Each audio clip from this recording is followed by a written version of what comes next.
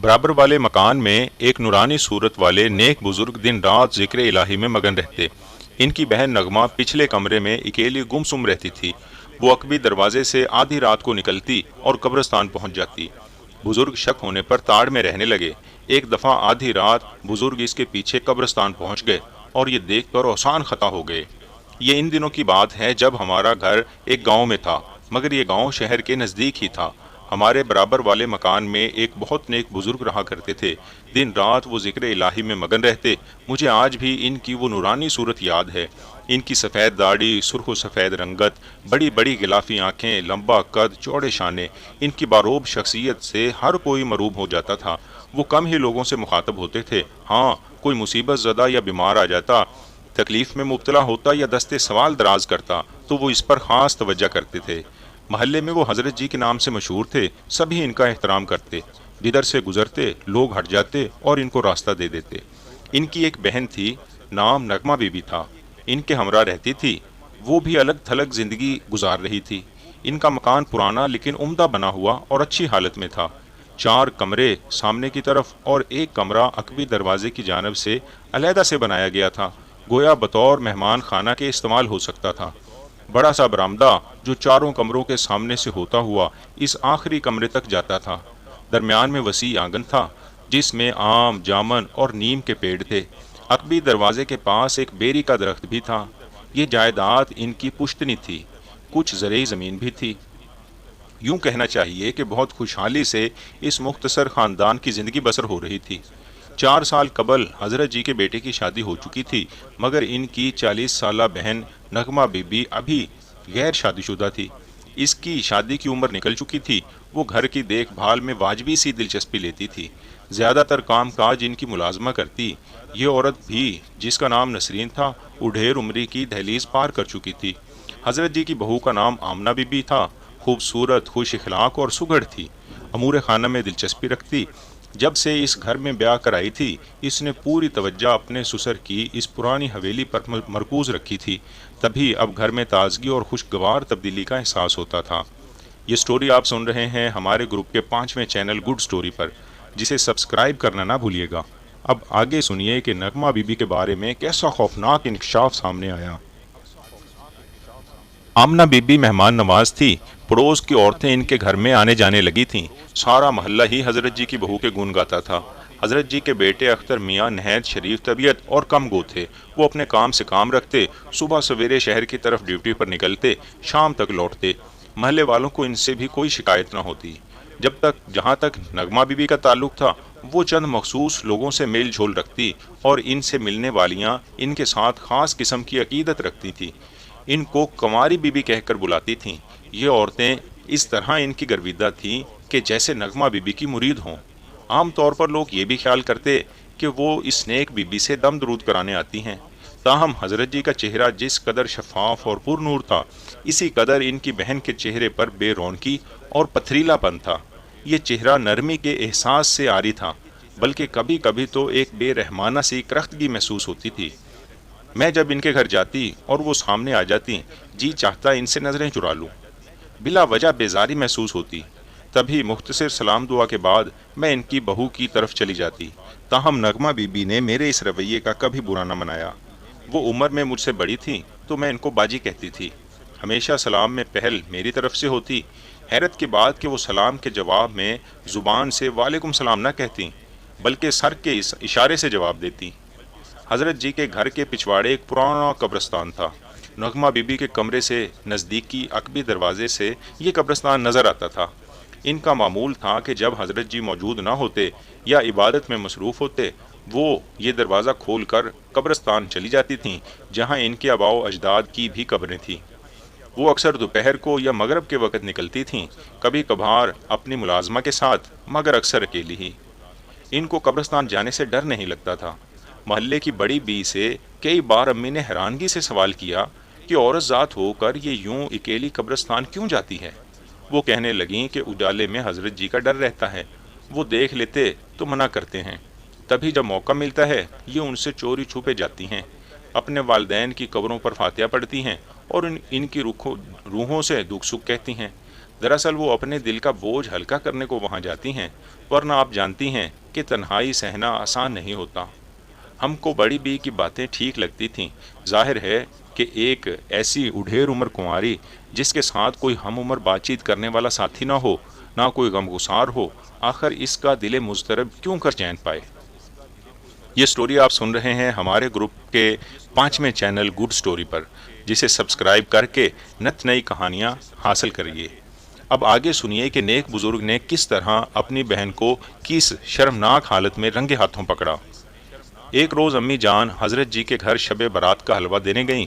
आमना बीबी खुश दिली से मिली, शरबत से मदारत की। अम्मी ने नगमा बीबी के बारे में दरियाफ्त किया।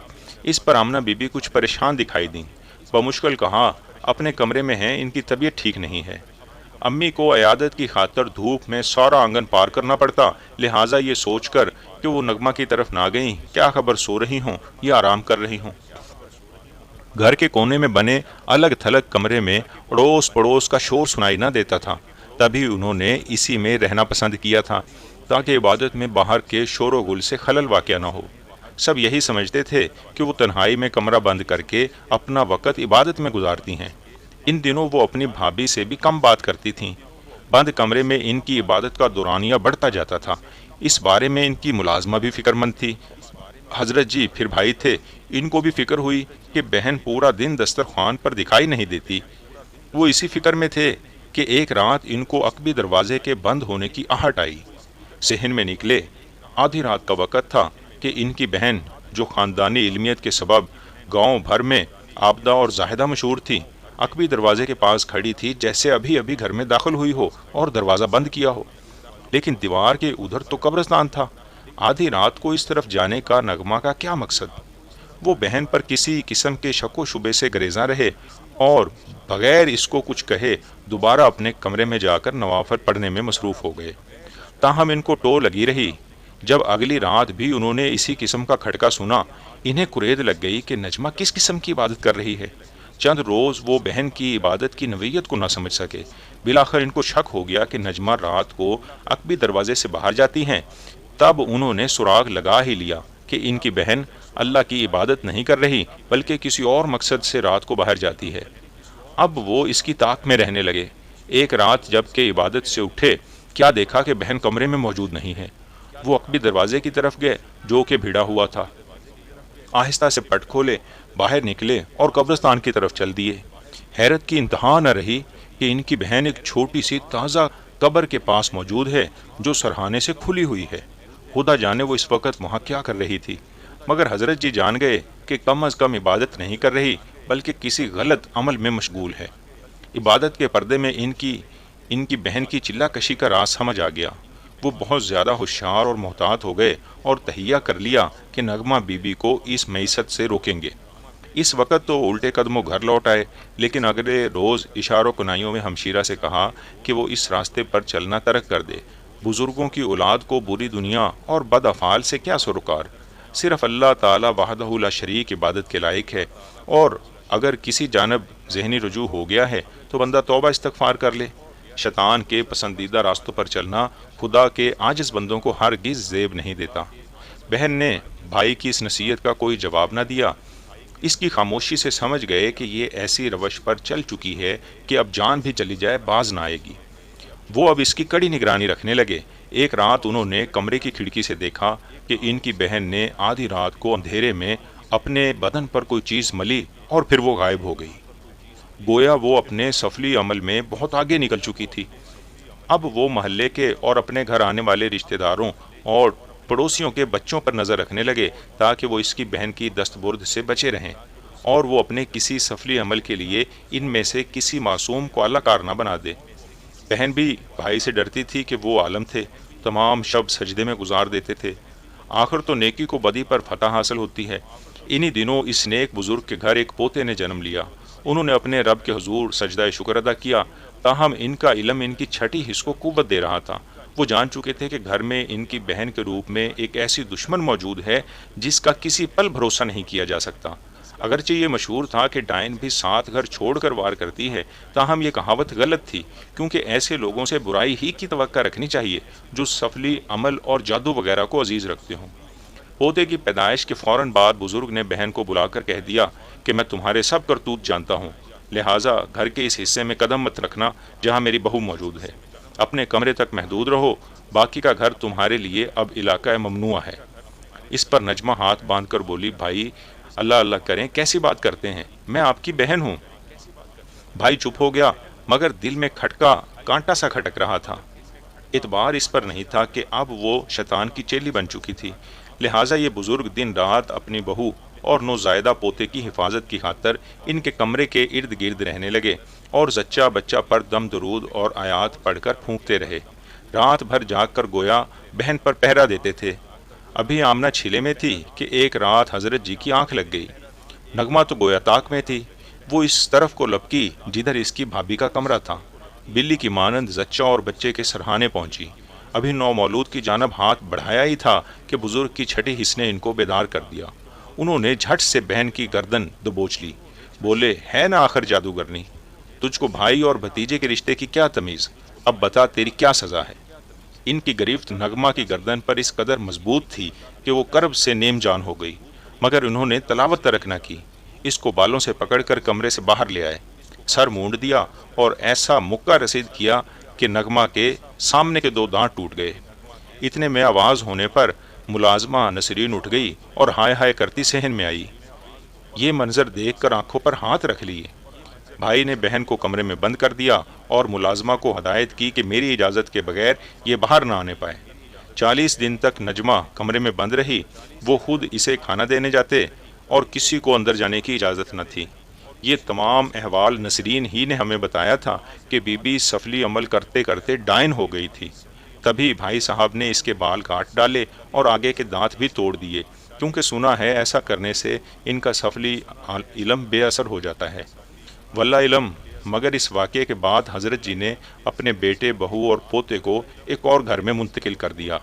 بقول نسرین کے ان جادوگرنیوں کو اپنے سفلی عمل کے لیے نوزائیدہ بچوں کی ضرورت ہوتی ہے اور چلہ کشی بھی قبرستان میں کرتی ہیں۔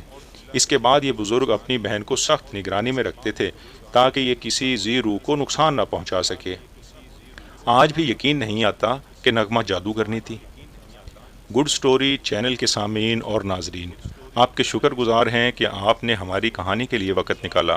جیسا کہ آپ جانتے ہیں، سچی کہانی پیش کرنا ایک بہت مشکل مرحلہ ہے۔ کہانی کی تلاش، اس کی بہترین انداز میں سکرپٹنگ، ایڈیٹنگ، گرافنگ اور وائس اوور جیسے متعدد مرحلوں کے بعد ایک ویڈیو سٹوری تیار کی جاتی ہے، جو ہماری ٹیم بڑی ذمہ داری اور محنت سے یہ تمام مراحل عبور کر کے آپ کے لیے ایک سچی کہانی پیش کرتی ہے۔